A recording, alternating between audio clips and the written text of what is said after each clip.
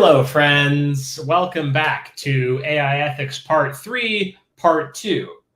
We are continuing with our conversation about algorithmic fairness and true positive rates and all of that jazz. I will continue to apologize for the fact that we were late starting our original session at the time that it was planned, but I am so glad that you are here again to join me for the continuation of Part 3. Yes, exactly, Fancy Appleby. This is Part 3, Part 2. Get you a friend like Fancy Appleby that shows up ASAP when you do your rescheduling. Actually, okay, so I have two call-outs. First of all, thank you, Fancy Appleby, for just being here and quick with the comment. Also, thank you to 404. 404 not found. I forget the rest of the username. But you know, I did the reschedule post to Discord, and they were on it with the reacts. We got an MLH react, a fire react, and a spaceship react, and I appreciate that. 404 not found 19. Okay, cool. So back to traditional Global Hack Week machine learning fashion. Drop in the chat what you're drinking right now. For me, it is a test pilot. You can look up what a test pilot is, but it's good. I like it. It has falernum in it. Nice. What else? So we're gonna keep going. I think the place that we left it on the first 30-minute installment of AI Ethics Part 3, AI Ethics Part 3, Part 1, if you will, is we really dug into everything that we've done before, but also framing what it meant for our classifier to be good on someone, right? That if the numbers that we have place you as most likely to, or very likely to be creditworthy, or very unlikely to be creditworthy, then our classifier is going to work well on you. And if it puts you in that category of, yeah, I'm not sure, it's going to work poorly on you, right? I suppose, I don't know, this is the fourth stream. This is Part 2 of Part 3. I can introduce myself. We could do sort of a formal kickoff again. But hi, my name is Will. I'm a software engineer at Google. I do AI fairness testing there. I'm also a coach at Major League Hacking. I'm also trying to get a pilot's license. I'm also serious about algorithmic fairness and AI ethics. And the thing that we're doing this week is we're looking at this case study of approving loans through the lens of algorithmic fairness, right? And specifically, is this fair for different kinds of people that might apply for loans? And that's what we're taking a look at.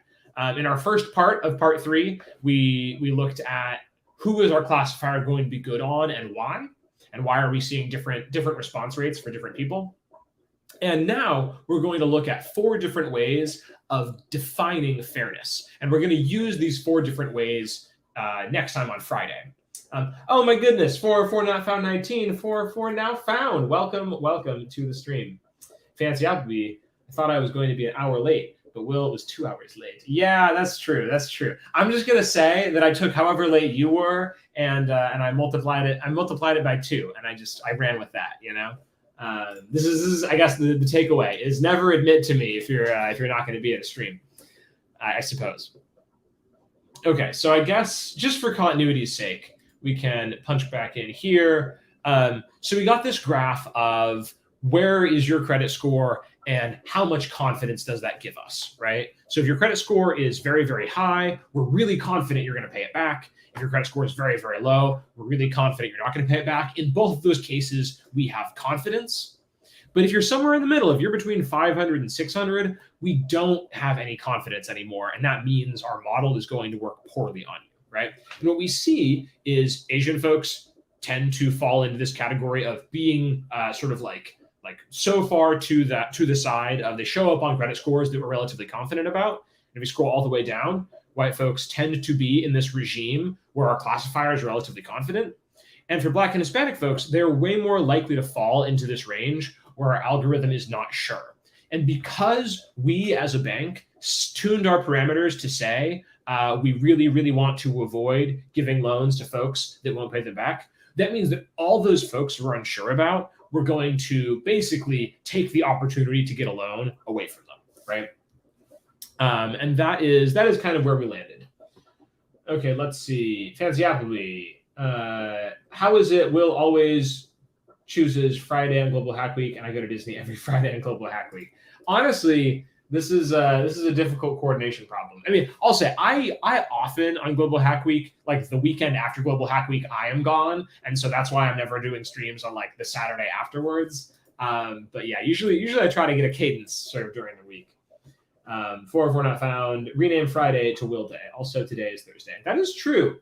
Happy. Well, not true for me yet, but for folks on the East Coast, happy and I guess beyond. Happy Friday. Happy Thursday. Which, speaking of Thursday, tomorrow at 5 p.m. Pacific time, which I guess that makes it 8 p.m. Eastern time, we're going to do our big coffee live stream. And it's actually really, really exciting. I had my friend Kyle come over and taste, I want to say 15 different coffees and give me feedback. And so I built a machine learning model just to predict how much Kyle will like a cup of coffee. And so I'm going to basically test my AI model live by brewing 3 more cups of coffee and giving them to Kyle and seeing what he says. So that will be interesting. I won't do the spit thing, but if Kyle so chooses, he's allowed to. Yeah. 404 not found does not drink coffee. I am currently in a state of Wednesday. This is true. I have an espresso machine. What are you talking about?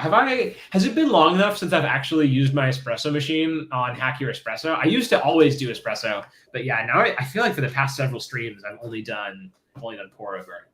I don't know. Yeah, I guess it's been a very long time since I've actually done espresso on Hack Your Espresso, which we changed the name to Hack Your Coffee, and I think that worked better. Okay, so back to getting serious. I want to lay out 4 definitions of I'm going to lay out 4 definitions of fairness.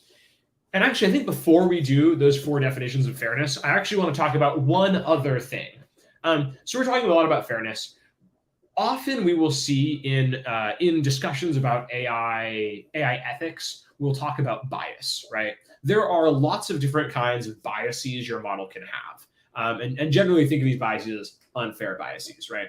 And so obviously there's a very specific bias that we're observing in our data here of we are less certain, we have less confidence in classifying Black and Hispanic folks, and we end up not giving them loans because of that. And that obviously is an ethical problem.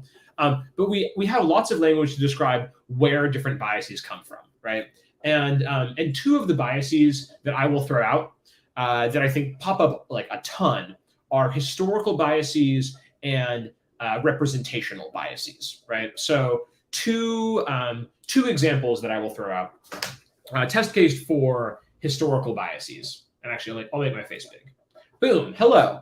Okay. So quick story time about historical biases through the test case of resume screening algorithms. So don't quote me on this, but I believe the case, I mean, this has happened many times, but the case where we got a news story out of it was a resume screening algorithm that Amazon was using that specifically was trying to like slurp up someone's resume and identify, is this person going to pass a set of interviews to be a software engineer, right?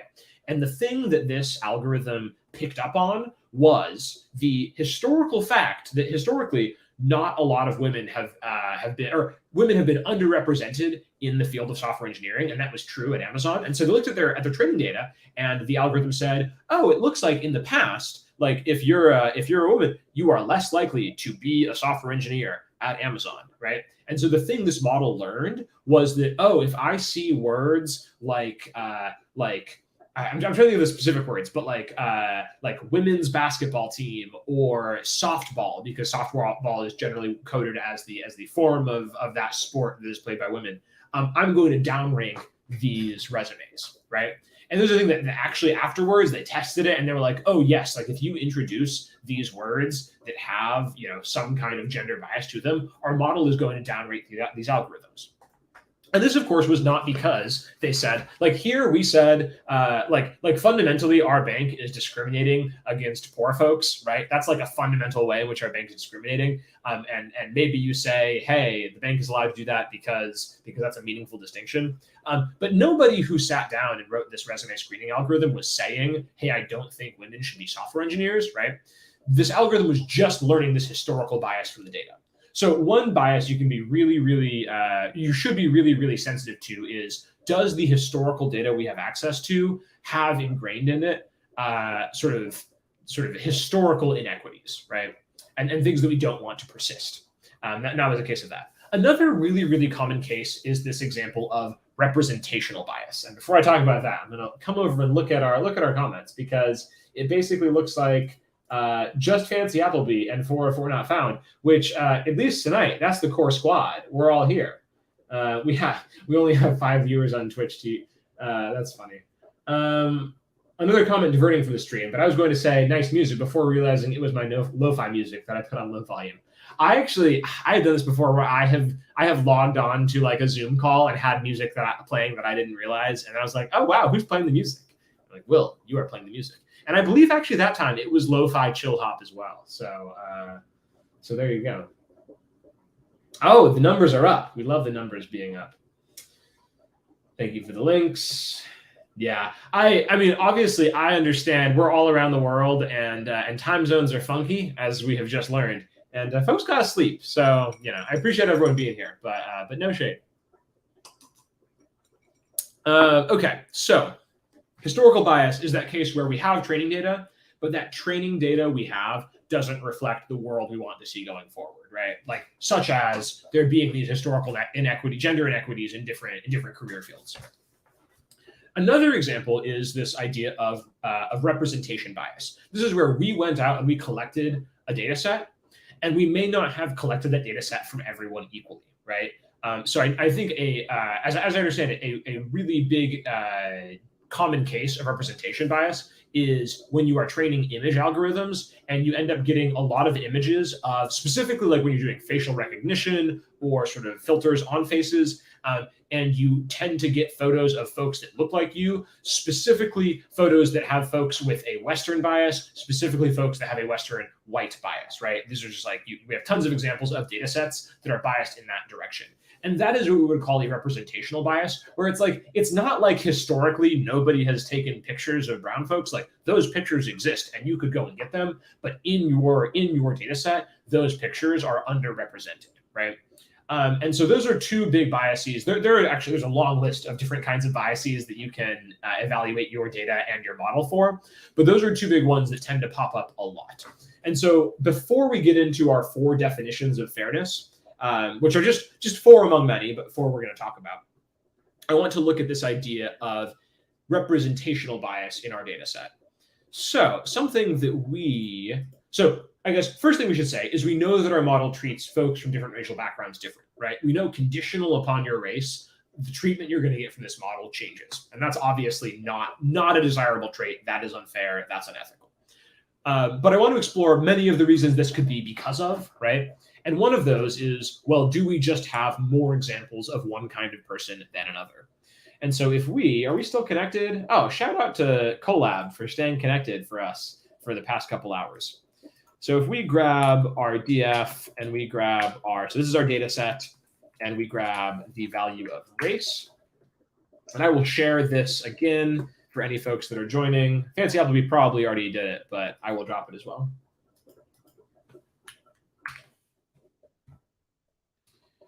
Boom. So we have all our data, and what we can do is we can do dot value counts. And we can get our numbers. And so what we see, and we could even do if we wanted to, well, actually, maybe does dividing work if we just do divided by length of, say, DF race? It does. Okay, so now we have percentages. So 36% of the people in our data set are white folks, 24% of them are Asian folks, 20% are Hispanic, and 18% are Black. And so what this means is that like our model just fundamentally has 1, less information on, say, Hispanic and Black folks, and 2, it is penalized less when it gets it wrong for Hispanic and Black folks, right? This is totally separate from this issue we were talking about up here of our metric of credit score being not equally applied to different folks. But even if that wasn't the case, even if it was linear, if there's any difference in the sort of ideal model for Hispanic folks and Black folks, just by accuracy, that we're going to deprioritize that because there are fewer of those individuals in our data set. Yeah, the runtime didn't disconnect, and I will consider that to be pretty big.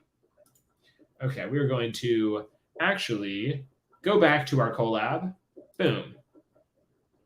And okay, so here we have the different percentages of our data set, right? So we have 36% white folks, 24% Asian folks, 20% Hispanic folks, and 18% Black folks.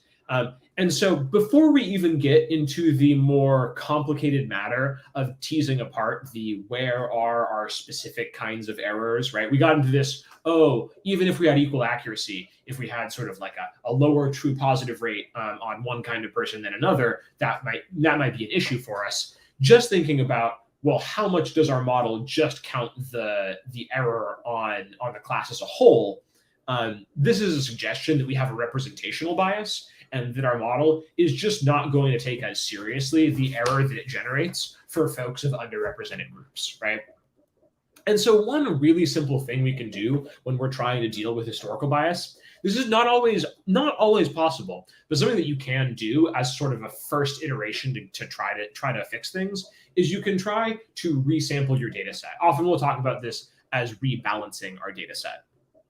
And the idea here is that we actually have the ability to sort of make it so that these numbers are the same, just based on which rows we're feeding to our model, right? So we already have an X train and an X test, I believe. We should have 3,500 rows of our training data set, and we should have 1,500 rows of our testing data set. But so what we can do is in our training data set, so we want to leave our testing data set in place, right? We want that to be basically pure. We don't want any of our processing to mess with that. But on our training data set, if we do .value counts, and we do that on our race series, we see that the number of records we have on Black folks is 616, right? So a really simple thing that we can try is to just basically communicate to our model that we want it to basically penalize error on folks from different groups similarly, is just say there should be the same number of records of different folks of different races going into our training data set. There are two ways you can do this. You can downsample and you can upsample. So downsampling basically just means let's just cut out all of the other records. So basically say there should only be 616 examples of white folks, only 616 examples of Asian folks, only 616 examples of Hispanic folks, and so on. The other version is upsampling, and this generally means you're just going to like copy paste rows of different individuals.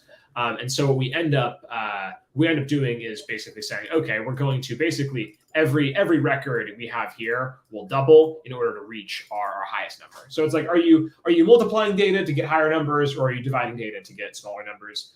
The one that happens to be a little bit easier to code up is the downsampling, and so that's what we're going to give a shot to today.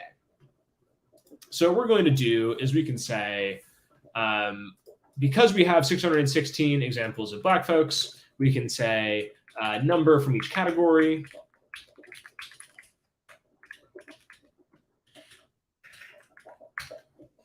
And then we can say selected rows are just going to be the rows that we select. We'll just do an empty list there.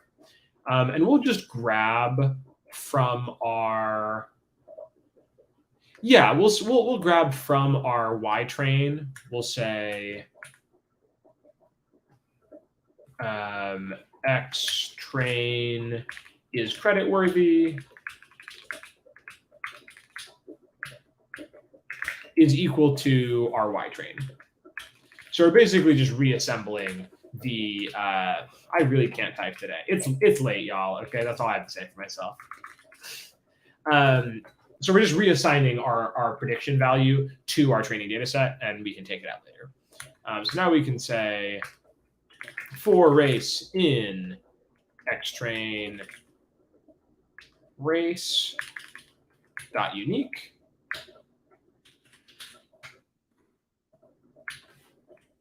And I suppose we can sort this as well. We can say sorted. And we'll select them. So really the only thing we have to do here is say that, oh, from each racial category, we're just going to select this number, right? So we can say xtrain where xtrain race is equal to race. And the way that we can select just that number, 616, is with a slice. If anybody is not familiar with, Polar Void, welcome. Polar Void showed up just in time to tell me that I had a typo, which is something that Polar Void's very good at. Yes, credit worthy. Which, if anybody has any questions about slices, I'm happy to talk about slices. But this is basically just going to give us the first 616 elements inside our data frame filtered for this particular race. So we can say this is our selected data. And then to selected rows, we can append our selected data. And then at the very end, we can reassign to xtrain. We can say PD concat, and concat stands or is a shortening of concatenation, and it's just going to concatenate all of our selected rows. And then at the very end, we'll just print out xtrain.head. Cool, our data set still looks normal. And then we can do our value counts.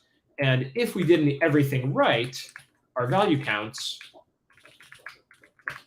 should all look like 616. 616. Incredible. Okay. So we have reassembled a data set where folks of all different races are represented equally, right? This is a really, really simple kind of intervention you can take. And it doesn't solve all problems. And on Friday, we'll talk more about what kinds of problems this doesn't solve. But, let's hide the comment. But it is a good first step to see what kind of effect you can have.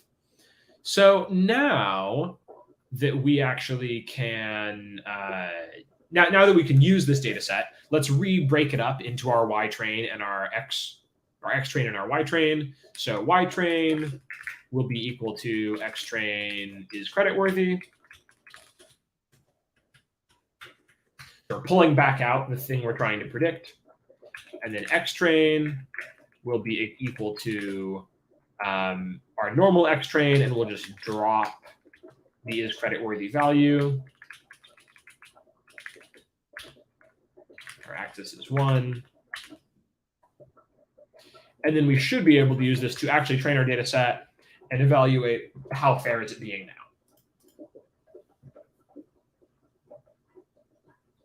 Oh, Polaroid's been up. That's pretty nuts. I in college really developed this habit of occasionally, if I was having like trouble sleeping, I would just say, yes, I'm going to stay up all night and get some work done. And I would continue being awake for the whole next day. And I guess they call this pulling an all-nighter. There's a word for it. And then the best part of it would be at like 7 or 8 p.m. the next day, I would fall asleep and I would sleep like a baby, and it was great. So I don't do it much anymore unless I'm really having trouble sleeping. But yeah, I support. Insomniacs unite, I suppose. Okay, so we have our Y train and our X train. Maybe we should have called these like Y train and X train rebalanced or something. But we shan't worry about that. We already have our one hot encoder, which is great. So we're not even necessarily dropping any data from our data set. We're not dropping any columns from our data set. We're just dropping the excess numbers of folks from different racial categories. And so what we can do is we can say xtrain vec is equal to CT fit transform X train. And then we can say, I guess we can transform X test as well. And remember, X test we did not change. We didn't rebalance X test. Or we just say transform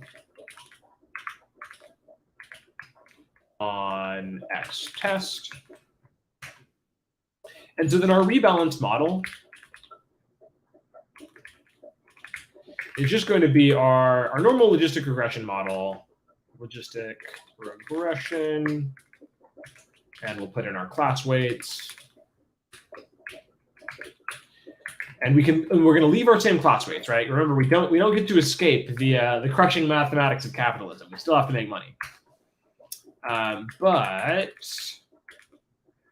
then train our model, so rebalance model.fit, on our newly rebalanced input data set. And then we will, of course, test it on our testing data set. But really, I'm more interested in actually running our evaluate function that we wrote. Let's see what happens. Oh, I always pluralize class weights, and it's always singular class weight. Polaroid says it's witching hour. I might agree. I might agree if it was 3 a.m. for me. Oh, okay. So y'all are really getting Global Hack Week after dark right now. Recently, it was the closest to insanity that I have felt like I have been in a long time. And I was having trouble sleeping, right, for a number of reasons we don't have to go into. But I remember hearing train horns, like the horn from a train, several times. And it was really, really difficult for me to tease out, wait, have I heard train horns before where I live? Are there even train tracks where I live? I'm not sure. And this, of course, was around 3 a.m. It was like, this is now a little bit disturbing to me. Where are the trains coming from? Where are the train horns coming from? And so I searched, is it normal to never hear train horns before, but suddenly hear train horns? And the thing that came up was this Quora answer. I don't know if you're familiar with Quora. It's a nice platform, or at least it used to be. I'm not sure if it still is. But the answer that I got, the number one answer on Quora, was this person saying, so I have this theory that I have already died, and that I hear these train horns every night because it is a train that is trying to come to me to take me out of the current purgatory state that I'm in into the afterlife. And that is what I firmly believe. And if you're reading this message, it probably means you're in purgatory too. And you hearing train horns means you are about to go to the afterlife after actually having already been dead for quite a while. Yeah, it was a weird time for me. And for several minutes, I was like, wait, am I currently alive? And it was a wild time. Yeah, hey, this is, again, because this is the core squad pulling through after we lost our original time slot. That's the kind of content you're getting. The Polar Express, but to hell. I need that on a t-shirt. Okay, I guess we're actually doing machine learning here. So our overall accuracy, or our correlation coefficient, but it's kind of like accuracy. We have 71%. Okay, so that looks pretty similar. 71.6. That's pretty similar to our 72%, right? But that's not even really the main event here, right? The main event here is, well, how does this affect our the sort of intergroup performance that we're getting? Are we performing worse on folks from different backgrounds? And luckily, we already have a handy-dandy function to measure this. All we need is to generate our actual predictions. And so we can grab from rebalanced model. We can, instead of scoring it, we can just say predict. And then we can say rebalanced predictions. And we can then scroll up. Where is our little function? Evaluate by, yes, evaluate by race. There we go. And so this is going to accept our rebalanced. First, I think it accepts our original input.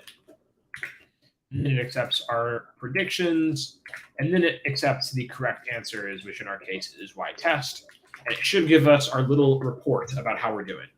And before we actually even look at this, I want to go back to the last time we ran this function.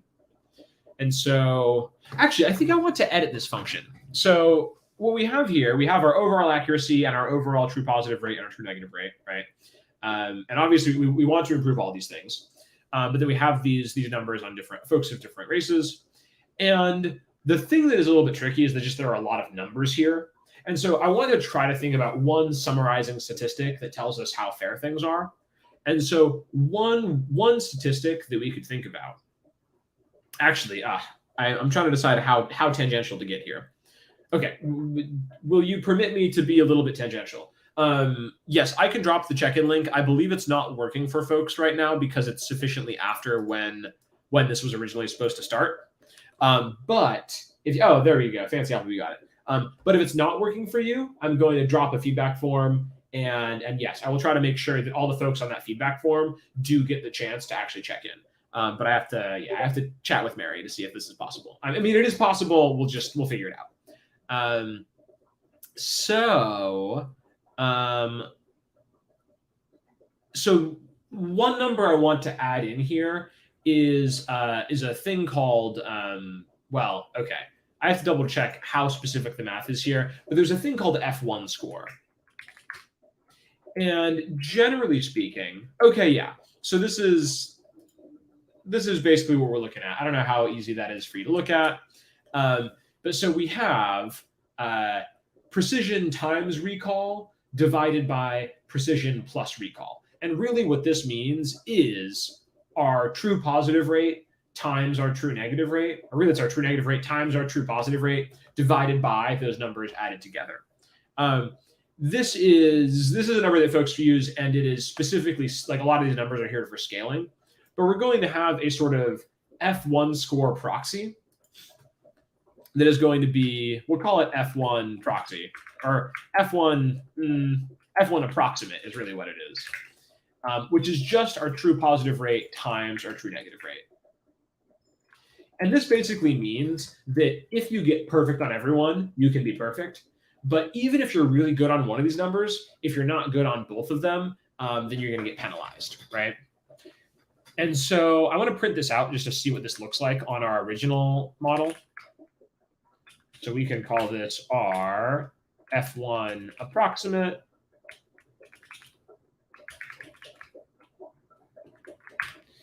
If we run this,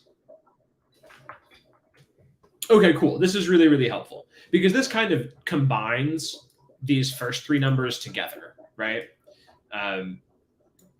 Because accuracy is kind of a weighted sum of these two numbers, and true negative rate and true positive rate both get fed into this function for X1 approximate. And so this is basically how well our model performs on a specific group, but accounting for the fact that these things might not necessarily be equal. Like a true positive might not be the same as a true negative. And so then what I want to do is I want to basically find our maximum F1 value and our minimum F1 value and take the difference between them. So this is basically saying, well, hey, for folks like for the folks that our model performs the best on, and the folks who our model performs the worst on, how different is that? So we can just say F1 values and have a list. And every time in our loop here, we're going to just add our F1 approximate value. And then at the very end, after our loop, we can even print. So we can say min F1 is equal to the min of our F1 values. And then we can say max F1 is the max of our F1 values. And so then we can just print out min F1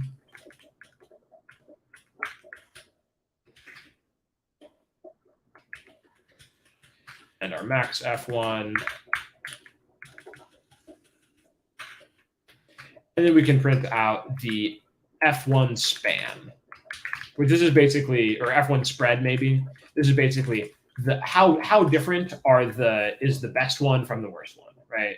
And so we could do NP absolute value of min F1, max F1. Actually, we don't even have to do absolute value, do we? We can just say max F1 minus min F1.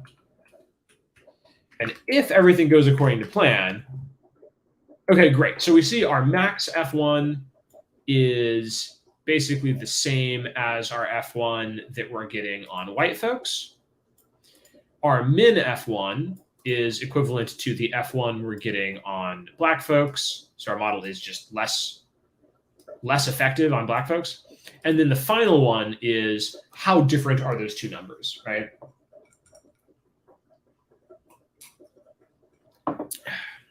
And so this is actually a single number that we can look at to see, in general, how fair is our model being. We'll dive into more exactly what this model means, what this number means, and how we might define fairness more rigorously. But this allows us to see, okay, does changing this actually improve our sort of like the aggregate effect that our model has? So originally we were at 3.1, and if we rerun evaluate by race, we get 0.27. Okay, I want to walk through this, but I want to look at comments in a second. Let's see. Wait, it's the feedback form. This isn't the first time it's happened. Wait, have we had issues where we had to reschedule or like come on later before? I actually don't remember it. I mean, it's been a long time. Fancy's been coming to Global Hack Week for a long time, so I guess October maybe. Let's see. The Google form, yes.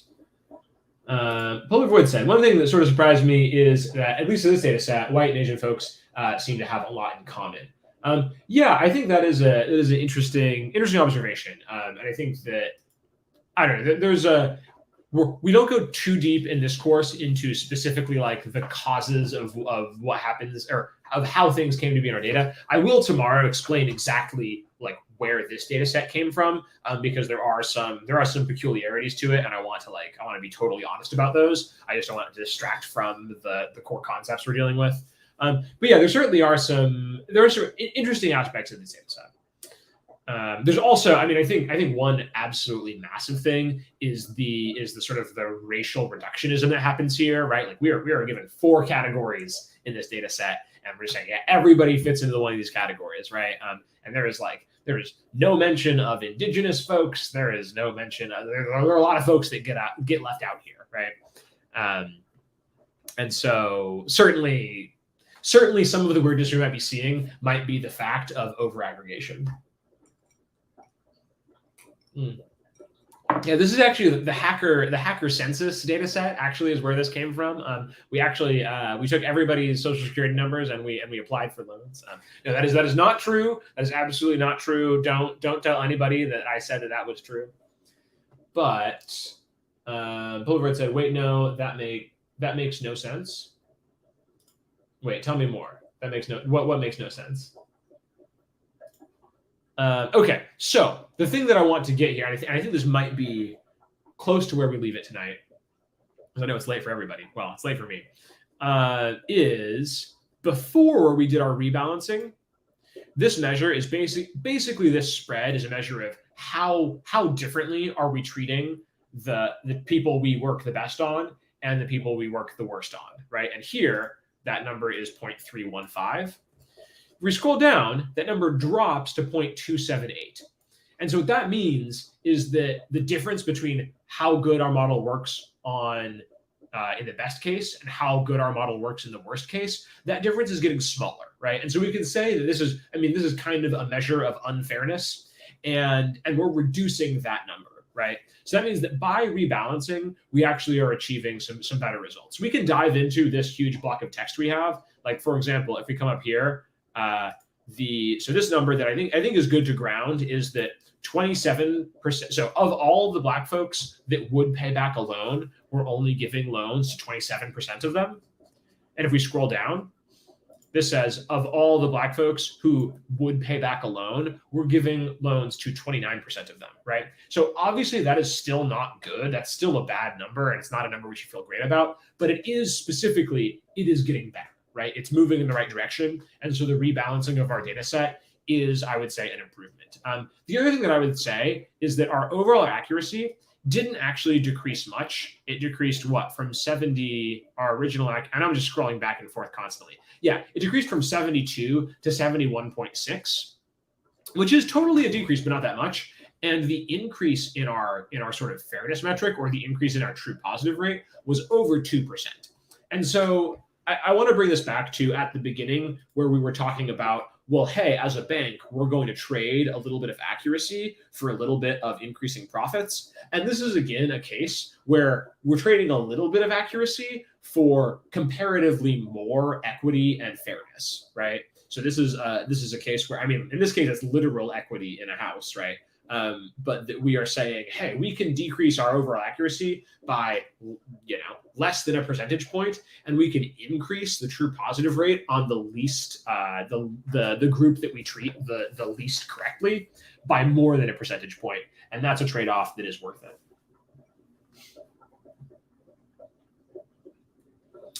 And that is a take on that. Okay, there's drama in the chat. That makes no sense. It's not the correct check-in link. Oh yeah. This is the thing that happened. We did not have the right time originally, and so yeah, I'm going to drop the feedback form that I have, and if you fill that out, and I have the timestamp on that, I will chat with Mary and see if we can reopen check-in for the original stream, to try to make sure that everybody gets to check in. Yes. In fact, what a great time for me to just drop the feedback form right now.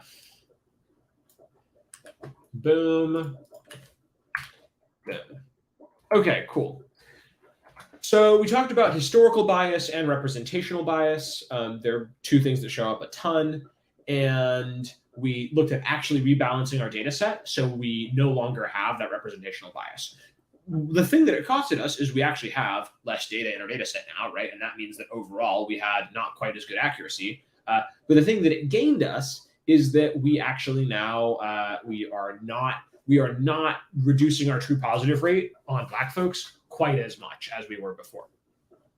But this also already kind of skips ahead and presupposes we have some idea of what fairness should be. And we're gonna really evaluate this on Friday, but I want to throw out 4 definitions of fairness that people play with. And I'm actually going to drop an academic paper in the chat. And let me see if I can find it. There we go. Boom. So there's this paper called Equality of Opportunity in Supervised Learning. And it is a great paper. I think there's a difficult thing that happens in, computer science, but in all academic disciplines, where people get incentivized to write papers that are difficult to read. This one, certainly there's some math in there. Certainly there's some academic jargon, but it's a great paper. And I think it's used as the basis of a lot of how we think about algorithmic fairness in sort of the machine learning world. And it lays out several different ways you could think about fairness when you're just looking at your data and trying to establish, is this thing being fair, right? And I want to just throw out the ideas of 4 of them, and we're going to needle into these kind of more deeply on Friday. And so the first one is what's called statistical or demographic parity, right? And this is the idea that if there's some good thing that we're distributing across individuals, such as the ability to receive a loan, then the thing that we should be looking for is that the percentage of folks from different backgrounds get that thing in equal percentages, right? This is saying hey, if we have, say we have 100 white folks and 100 Black folks, then there should be 50 white folks that get the thing, and there should be 50 Black folks that get the thing, right? And that should be it. If there are 1,000 white folks and 2,000 Black folks, then we would expect 500 white folks to get the thing and 1,000 Black folks to get the thing. That's just 50% and 50%, right? Everybody has sort of statistical parity, or the same percentage of people from that group getting the thing. You could play this game with gender or with national origin or with class or whatever. But that is statistical parity or demographic parity, right? Or you could call it equality of demographics, right? And we can talk more about this on Friday, but there are a lot of reasons that this idea can become, one, difficult to implement, and two, not necessarily the thing that we want, right? So there are lots of reasons that statistical parity ends up placing constraints that are really, really difficult to realize in the real world. So like, for example, in this scenario, we're a bank, right? There is, of course, this deeper conversation of we want actually the world to be more equitable, and like this conversation doesn't even involve the fact that, hey, maybe the government should like try to make housing more accessible universally. But like, hey, we're a bank. We're not necessarily trying to just give people houses for free, but we still want to do whatever we're doing fairly, right? And the thing that that statistical parity makes us do is we end up having to set limits kind of arbitrarily high and low based on what folks end up applying for loans. And the things that this can drive us to do are, one, it can, of course, make it harder to get a loan if you are Asian. It can also force us to actually give loans to folks that really we don't reasonably think will pay them back, which, of course, is not actually a good thing, right? Like getting offered a loan and then you defaulting on that loan is not a good outcome for you. So statistical parity, it has some issues. It also has a lot of, it's really, really difficult to get people to buy into a fairness formulation of statistical parity or demographic parity. So that is one sort of block there, right? Another even more fundamental one is this idea of fairness through unawareness. And this is one that we will look at on Friday. The fairness through unawareness basically says, hey, if your model never directly actually looks at the class, right? Like if you don't include gender in your input form, or you don't include race or class or religion or sexuality or any of those things, then it's fair because it didn't actually look at that thing, right? And actually, pop quiz, does anybody know an issue that might arise specifically in our data set if we just said, hey, let's just not include the race column in this? Let me know in the comments if you have a guess as to why fairness through unawareness, at least in our specific case, wouldn't necessarily work. I mean, we'll try it out on Friday. We'll give it a go because it's pretty easy to test out. Come on, y'all. I know there are some heavy hitters in the chat right now. I know somebody has a take. Why might fairness through unawareness or just dropping that column not work? Schwab says because of those who are aware. Okay, this is an interesting concept. I want to dive into this, and I think in some ways this is absolutely true. Polar Void says there are a lot fewer samples of Black and Hispanic folks. Yes, this is also true. These are all actually really, really good, thoughtful answers. So there are really, I think, two big reasons. One is definitely what Polar Void said of, well, we have these historical biases, right? And then and I think this is also in line with what Stroud said of when you take those historical biases of, well, like folks from different backgrounds just apply for loans at different rates. Those things also, those differentials show up in other values as well, right? Like one of the things that we acknowledged was that zip code correlates with race, right? There is not, if I know your zip code, I know something about your race. Not necessarily I know for certain that you are Asian or that you are Hispanic or whatever, but that I know that you are more likely to be some kind of person based on that other trait, right?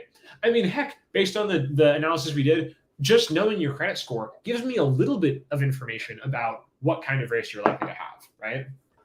Nancy Alvey says, the race is not accounted for, so there was a white person who got it, and our model also classified a Black person and more or less likely to give it to a Black-white person than going to not know the weights of different races. Okay, yeah. So this is also, I think, if I understand what you're saying correctly, this is also a really good point, is that like ultimately we actually do want to know not just how our model is treating things, but we do want to understand what is the impact of our model, right? I think this, to the degree that I understand this comment, it's like kind of we have this this deontological framework of, hey, we want to be sort of philosophically fair. We also have this more utilitarian framework of like, well, we just don't want to harm folks from particular classes, right? Like we just don't want to, we don't want to make the world less we actually have to look at these quantities to make sure we're not actually treating people just unfairly, for lack of a better word. I know I'm kind of, I don't know, mixing up some terms. So all of these I think were good inputs. So this is a limitation through to fairness through unawareness. I think it is actually so I think statistical parity has a lot of issues. I think a lot of people are kind of say this. It's really hard to say this is going to be our methodology. Is we're pushing for statistical parity or demographic parity. I think fairness through unawareness often has shortcomings and should never be where the discussion ends. I think it can actually be a powerful tool to start investigating, right? To sort of probe, well, hey, what if we just did drop this? What would happen then? And then you, of course, have to look at, well, is it possible that this information about this protected class is embedded somewhere else? Like, for example, we brought up the resume example of, this resume screening algorithm tends to downrank folks that are women, right? And okay, well, don't tell the model if it's like the gender of the person. But then there are these words and it's like, okay, maybe man or woman isn't in the resume, but if someone has the word like softball in there, it's like, well, that doesn't say man or woman, but it certainly communicates, hey, this person is way more likely to be a woman than a man, for example, right? And so this is a case where, that information about gender is sort of redundantly encoded in other things that are hard to fully remove from our data set. Last option is like giving painkillers to everyone, right? Yeah. I don't think it's not a terrible tie-in there. It's not, it's not bad or it's not unfair. It's just not the optimal thing we could do, for sure. Just a little bit silly. So then the final two that I think are relatively heavy hitters. These I think are like good definitions of fairness that we'll kind of poke more at on Friday. And they are, hey, I didn't say that I was, what is this? I flashed that comment for 2 seconds.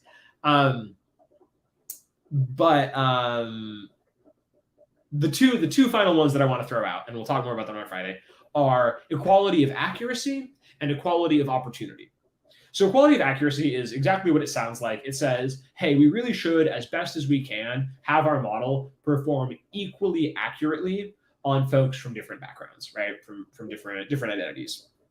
And this makes sense for a lot of cases. Like that's sort of our basic model of, well, how well is our model doing? And we think, hey, if being inaccurate is making mistakes, we think we shouldn't make mistakes at differential rates, right? If our model makes a lot of mistakes on brown folks and not that many mistakes on white folks, that's kind of an issue, right? And I think there's actually like a lot of good sense to that. The difference between equality of accuracy and equality of opportunity is this idea that we've already been talking about, which is not all mistakes are created equal, right? That a true positive and a true negative are not necessarily the same kind of treatment, and that giving someone or keeping someone from a loan that would help them is not necessarily the same kind of mistake as not giving a loan or giving a loan to someone who won't pay it back, right? Those things actually have a disparate impact on the folks that we're doing the thing to, right?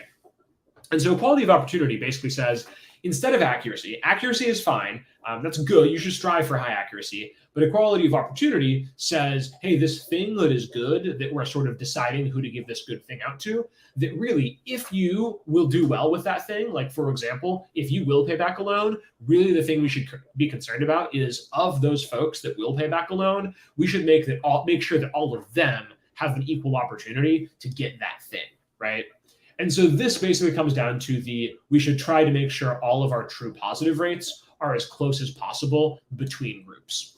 And that is, I think, one of the better definitions that I've heard of fairness, in that it really conforms with the Kahoot we did yesterday, which is you should treat people the same unless there is a meaningful distinction. And in this case, a protected class is not a meaningful distinction, so we should treat those folks the same.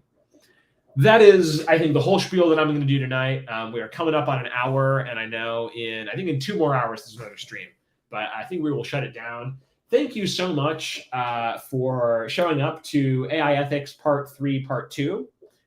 Your presence here has been greatly appreciated. If anybody still needs the feedback form, I can drop it in the chat again. Otherwise, Fancy Appleby, my lawyer has recommended that I don't answer your question. Polar Void said, my super cool definitely will work idea.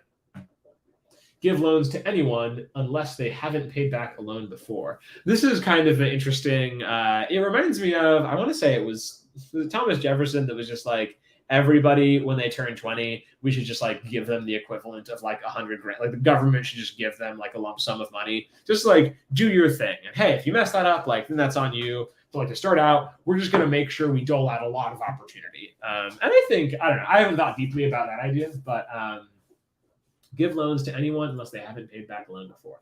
I will say, to a degree, we kind of do this, which is that if you have declared bankruptcy, it is basically impossible to get a loan. Not literally impossible, but pretty dang impossible. So we're really good about it on the true negative rate, and we struggle with it on the true positive rate. Hey, okay. All right, I think I will play us out on Kalimba, and then hopefully we will all be back on Friday, where, actually, because y'all are here, I can give you a sneak peek of what is the form currently saying. What embarrassing thing is the form saying I'm going to have to do? It says... Oh, it looks like I'm playing Mary Had a Little Lamb on ukulele while standing on one foot and making animal noises for each chord change. Y'all, I'm going to have to learn the chords to... Actually, I know the chords to Mary Had a Little Lamb. All right. We'll call it there, and we will regroup hopefully tomorrow at 5 p.m. Pacific time, but whatever time it is for you, to do our coffee. And then on Friday... at the same time as this time to do our final session. I will rest. I will try to sleep well. Yes, this time this specific stream we did much later. Also see this. Will be late. Will be late. Will be late. Will be late. So true, King. Okay, I'm going to call it there. Thank you so much for being here. Happy hacking, and I will talk at all of y'all hopefully tomorrow at Hack Your Coffee.